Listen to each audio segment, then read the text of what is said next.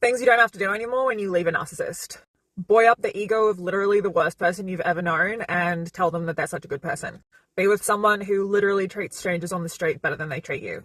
Hide it when you're crying. Cry silently, or in the shower, or in the car. Anywhere but in front of them. Explain basic decency and basic concepts to a grown adult. Like, I have feelings. I'm a person. Yeah, you won't have to do that anymore. Have nonsensical, insane arguments that go round and round and round for hours or days, where the goalposts continually shift and nothing ever gets resolved and nothing makes any fucking sense. Lie to your friends and family about how badly this person's treating you. In fact, you'll be able to finally be honest and tell them what the fuck has actually been happening in the relationship.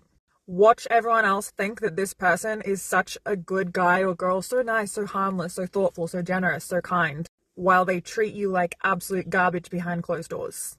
Constantly deal with triangulation, where they try and make you feel insecure by lavishing attention on anyone and anything else, including the dog, just to make sure you know how worthless you are. Be constantly criticized and made to feel like nothing you ever do is ever good enough. Have tiny little misunderstandings that could be cleared up in like 30 seconds with a normal person. Be blown up into massive throwdown fights that again last hours or days. Live with someone who has extreme paranoid ideation and constantly thinks that you're trying to hurt them, trying to attack them, or disrespect them, when you're not. Yeah, trust me, it feels good to not live with someone who has extreme paranoid ideation as a part of their fundamental personality structure. Be accused of being controlling when you set a boundary, express a need or a feeling. Be constantly being gaslit because this person is continually rewriting history, changing the story, and constantly trying to implant their crazy town version of events over the reality of what's actually happened. Constantly be being accused of the things that they're doing or things that you aren't doing, would never do, or aren't even possible. Feel more alone than you've ever felt while actually in the company of another human being.